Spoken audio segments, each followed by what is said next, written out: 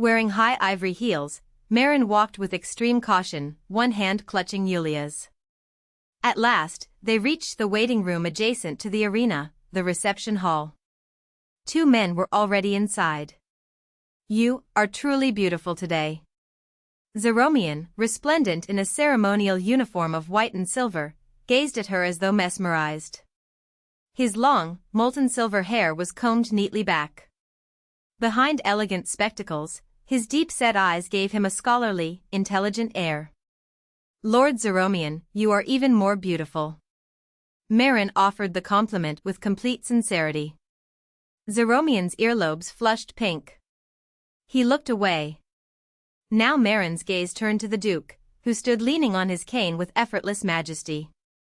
He wore a dress uniform of black and gold, his dark hair slicked back with pomade. A high, open forehead. Thick, long lashes. Porcelain white skin and scarlet lips. A straight, aristocratic nose, features more beautiful than many women could claim. "Lord Gerald, you look wonderful today." No response came from the Duke. He could not see what stood before him. The awkward silence stretched. Marin moved closer and extended her hand first. "Shall we go?" He felt for her wrist, a habit now, then slid his grip down to her palm. Watching their easy familiarity, Zeromian's expression soured. He spoke through gritted teeth, "You don't have to try so hard." "I'm sorry." "It's all pretend anyway." Marin flinched but fought to keep her composure. "Are you still going on about this? Should I also pretend to believe?" While Zeromian grumbled, Marin hurried to insert herself between them. "Wait, don't quarrel." "I'm not going to quarrel with such a tiresome man." "Don't worry, my dear. I don't quarrel with callous types myself." It was like watching two enormous dogs, one white, one black, snarling at each other. Exhausting. At that moment, the Duke's head turned toward the door. "Come in." Butler Seabass opened the waiting room door. "It's time, Your Grace." "Let's go." The Duke placed Marin's arm through his, causing her to take his elbow naturally. Her eyes widened in surprise, and she looked up at him. He leaned close and whispered, "Your heels are high, aren't they?" "Butler." "We proceed." "Yes, Your Grace." As Seabass opened the great doors, the Duke and Marin moved forward together. Zeromian apparently sensed it was inappropriate to interfere at this moment. He followed behind them, his expression distinctly displeased. The doors of the Duke's castle arena opened wide.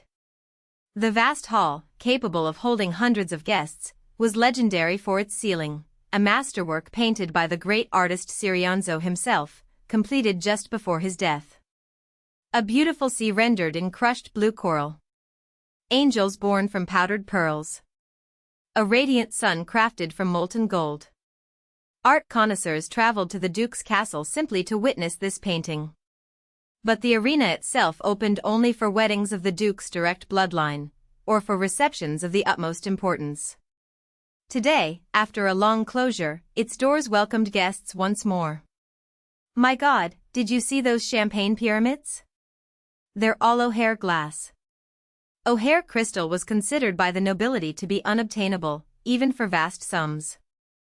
And here, glasses crafted by the master himself stood stacked in glittering towers. And the wine, Yulia. The emperor's favorite vintage. Only 100 bottles were produced each year. And there was one on every table. And the paintings on the walls, aren't those Sirionzo originals? One nobleman, overwhelmed, looked ready to faint. The reception, prepared in a single month, proved more elegant and opulent than any that had come before. A reminder, once again, of the Western Duke's staggering wealth. The guests clustered in groups, chattering amongst themselves, but their gazes kept drifting toward the entrance. "Have you heard the rumors?" A plump lady hid her mouth behind her fan and whispered to her thin companion. "The indecent ones?" "Yes." "What kind of enchantress could possibly have snared our Duke?" Don't even start. The moment His Grace announced he was seeking a bride, beauties would have lined up across the continent. They say her house is ruined. She never made her debut. And her age. How did such a girl ever meet His Grace? The thin lady couldn't help but click her fan against her palm. Unfortunately, His Grace has been unwell lately. The plump lady retrieved a handkerchief and dabbed at the dry corner of her eye. And where was his capable assistant? How did he allow such a person to attach herself? He's been in the south. It all fits together perfectly. Nearby, several young ladies overheard. They exchanged glances and smiled knowingly.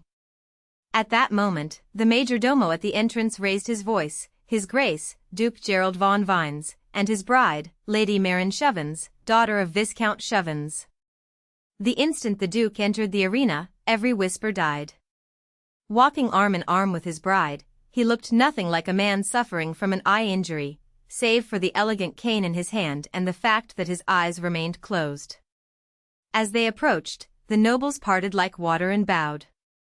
Gerald stopped in the center of the hall. Slowly, he turned his head as though surveying the room. Though his eyes were shut, some nobles felt his gaze brush against theirs. They flinched.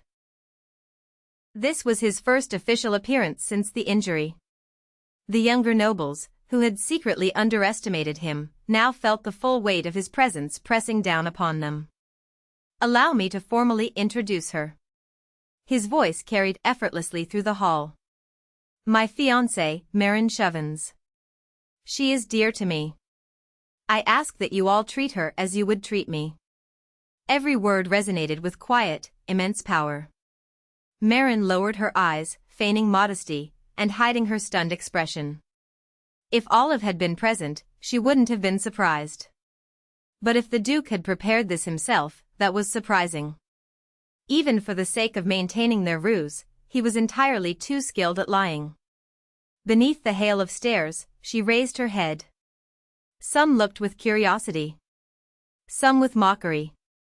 Some with cold appraisal. The gazes varied. I am Marin of Viscount Shovens' house. Thank you all for coming.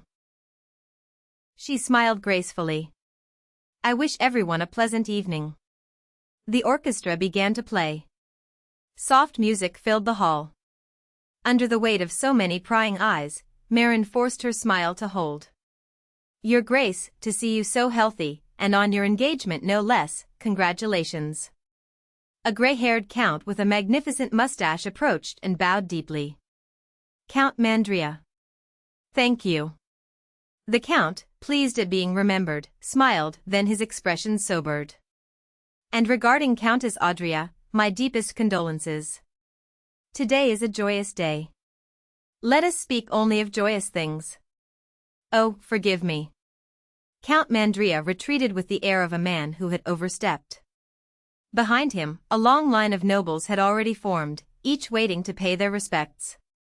Marin stood beside the Duke, accepting endless congratulations, smiling until her face ached. I'll go wet my throat. At the Duke's words, the gathered nobles reluctantly dispersed. He guided Marin toward a table laden with refreshments. Stay here. And you, Lord Gerald? I'll go listen to the remaining congratulations. If I don't receive them all, they'll hound me to the bitter end. Then I should also. When Marin moved to follow, the Duke leaned toward her ear and whispered, that was an order. Yes, sir. Marin watched him walk away, then smiled despite herself.